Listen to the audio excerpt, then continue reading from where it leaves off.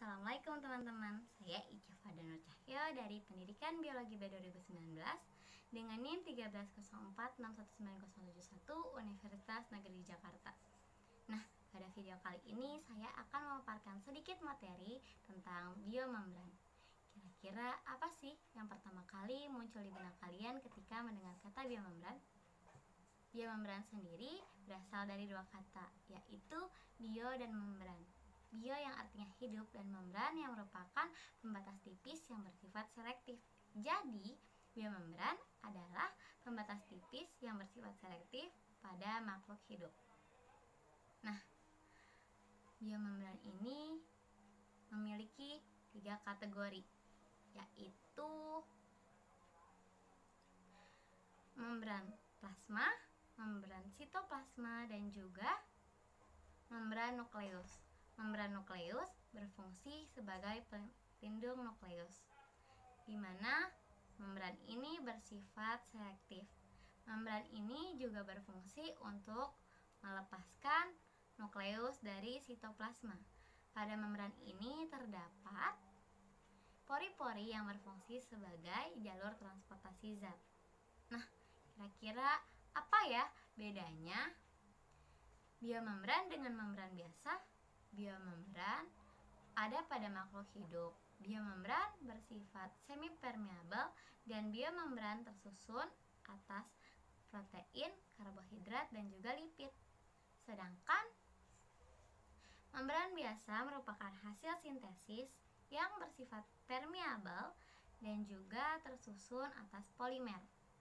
Nah, terdapat komponen-komponen yang menyusun biomembran. Kira-kira apa saja ya komponen-komponennya?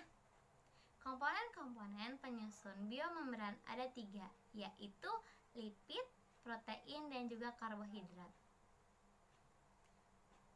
Lipid merupakan senyawa atau molekul yang serupa atau mirip dengan asam lemak. Bentuk lipid pada biomembran yaitu fosfolipid, kolesterol, dan juga glikolipid. Sedangkan protein merupakan kumpulan asam amino yang saling berkaitan. Nah,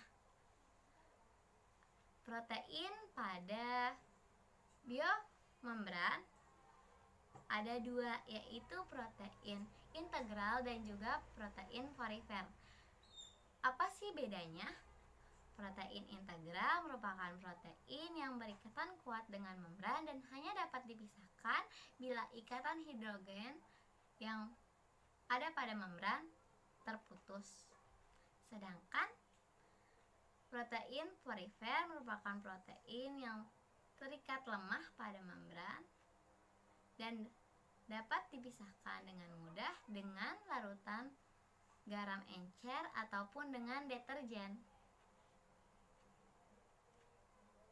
Nah, yang ketiga, karbohidrat. Karbohidrat merupakan senyawa yang tersusun dari unsur C, H, dan O. Karbohidrat merupakan produksi karena memiliki gugus karbonil. Karbohidrat pada biomembran berbentuk olisakarida. Saya akan menjelaskan sedikit tentang fosfolipid, kolesterol, dan juga glikolipid yang ada pada komponen lipid. Fosfolipid merupakan molekul yang mirip dengan kepala dan ekor. Kepala dari fosfolipid merupakan molekul fosfat, sedangkan ekornya adalah lemak.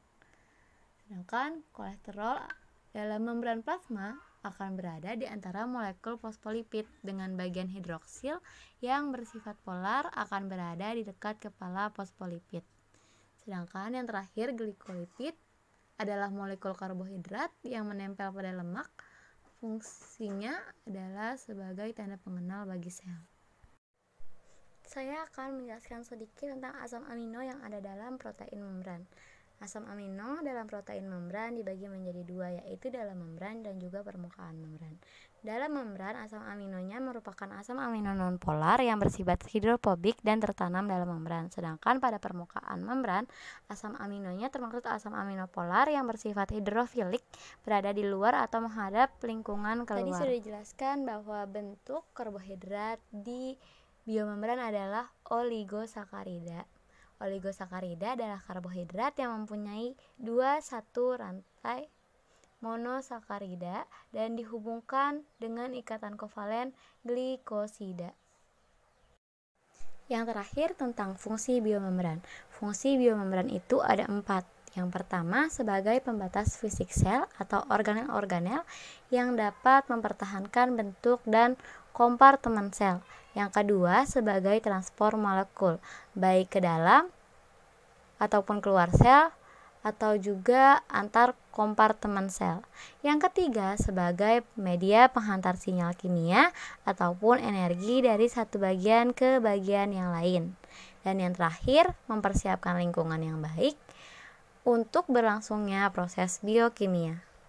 Sekiranya itulah yang dapat saya sampaikan, kurang lebihnya mohon maaf. Wassalamualaikum warahmatullahi wabarakatuh.